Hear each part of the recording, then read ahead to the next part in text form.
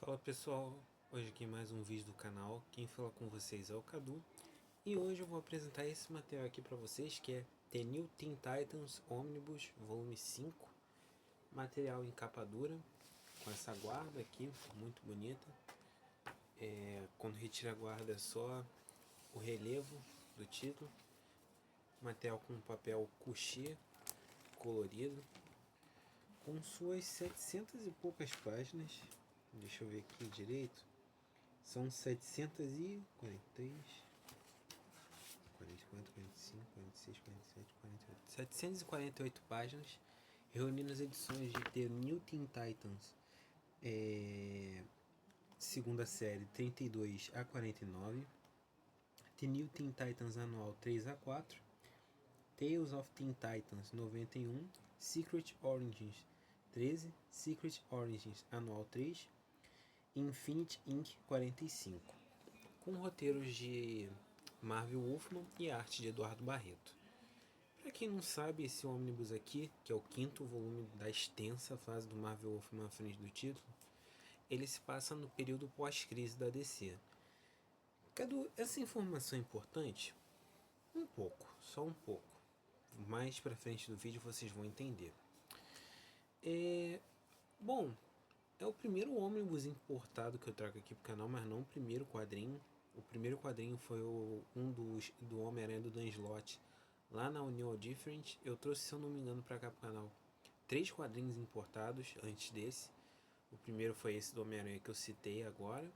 O segundo foi o Cavaleiro da Lua do Brian Michael Bendis, no Complete Collection.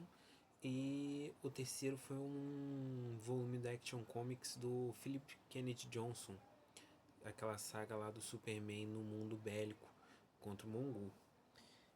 Sobre o que vai se tratar esse ônibus?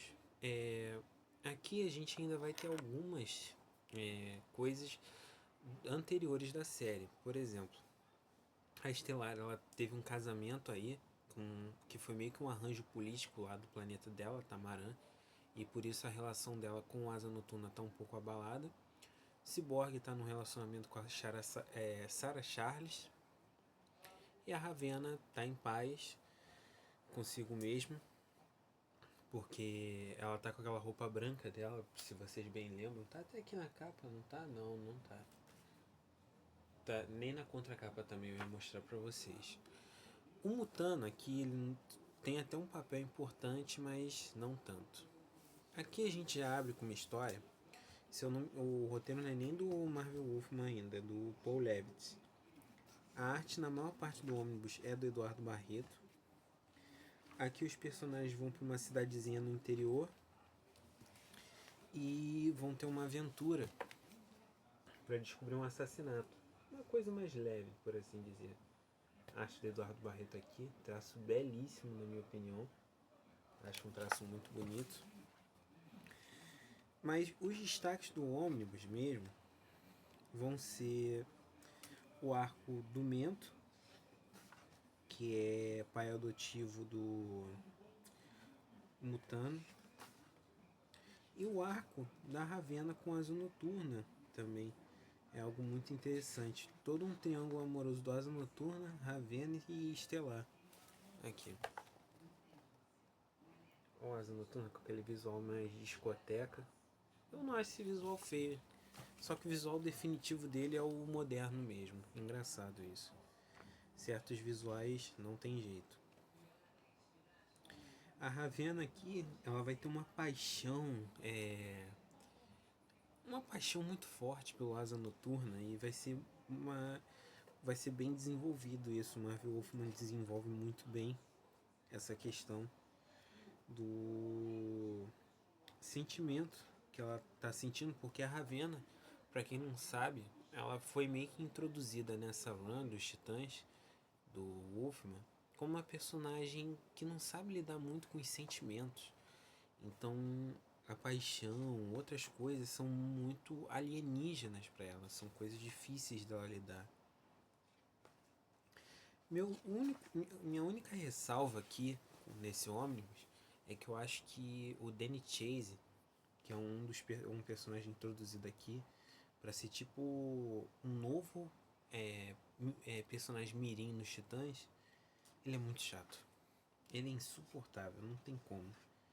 Eu tentei gostar do personagem, mas não dá. Ele foi introduzido no manual aqui da Godiva. A introdução dele é boa, ele não é um personagem ruim de começo, mas quando ele entra na equipe é bem chatinho mesmo. Outra coisa que vocês vão notar nesse ônibus é que ele é muito mais pé no chão que o resto da fase do Wolfman.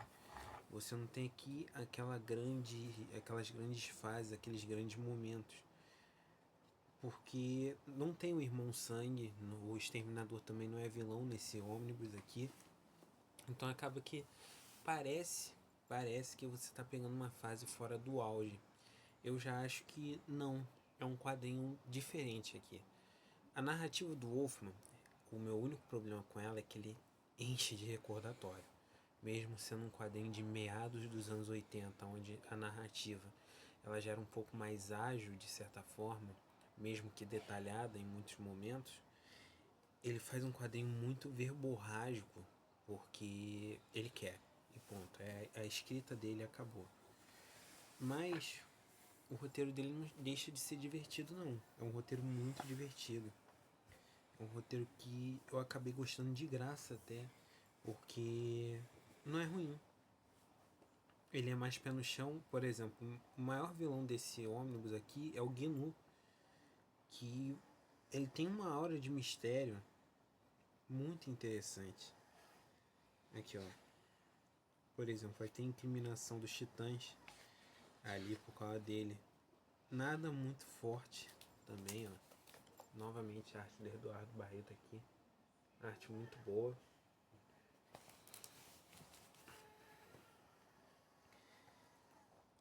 E depois a gente tem também o crossover com a Corporação Infinito, que são personagens legados ali da Sociedade da Justiça. E o mais legal desse crossover, na minha opinião, é a interação da Ravena com o... Caramba, esqueci o nome do rapaz, que é filho do Alan Scott, até irmão da Jade, que ele tem poderes de manipular sombra e tudo mais. Por eles terem poderes um tanto quanto parecidos ali, os dois têm uma interação muito boa. Marvel Wolfman e o Roy Thomas, que são os escritores desse arco, fazem isso muito bem. Aqui os dois juntos, ó. Nada de envolvimento romântico, mas sim algo para si, uma interação muito boa até. Foi um ônibus que eu comprei no impulso, sendo bem sincero, porque, como eu já falei para vocês, um dos meus objetivos é ter pelo menos um pedaço de algumas runs importantes de alguns personagens, especialmente no que tange pós-crise da DC, que na minha opinião e na de muitos é a época, o auge criativo da editora.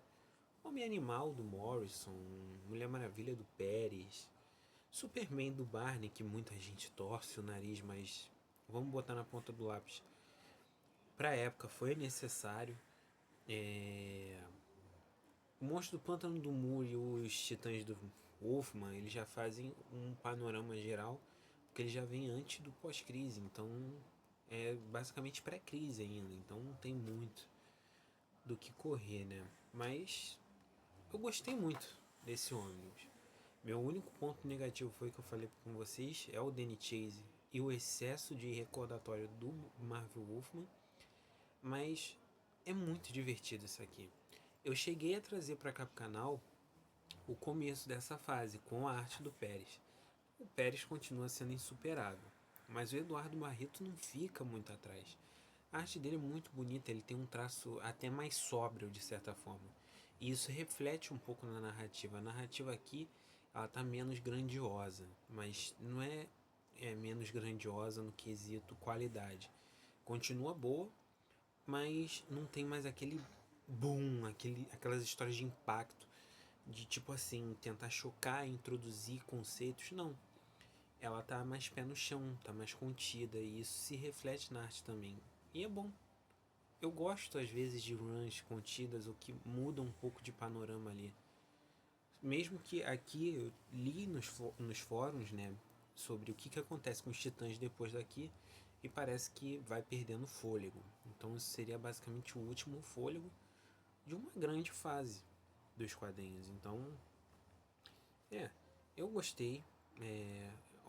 É um ônibus que eu vou manter na coleção pelo fato de que, cara, isso aqui é muito bom. Que nota que eu dou? Cara, eu dou uma nota 8.8, sendo bem sincero com vocês. É um novelão. X-Men e Novos Titãs são sinônimo de novela nos quadrinhos, nesse meandro aí dos anos 80. Então não me impressionou assim, não me decepcionou, até pelo contrário.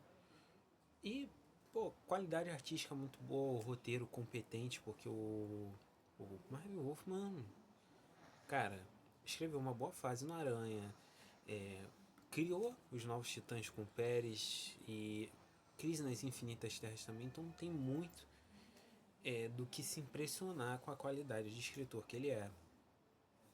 Então, gostei muito, recomendo se vocês acharem em promoção. Cadu, você conseguiu entender meu inglês, cara? É o básico do básico do básico. É nulo, basicamente. Então, eu tive que me esforçar muito para entender, mas não porque aqui a leitura é difícil, usa muita gíria. Não, é mais pelo fato de que é muito texto. Então, se um quadrinho em português com muito texto já despende de muito tempo da gente, um quadrinho em inglês, que querendo ou não, você vai ter que raciocinar o que aquela palavra, o que aquela junção de frase significa, vai demorar muito mais. E eu senti isso, normal.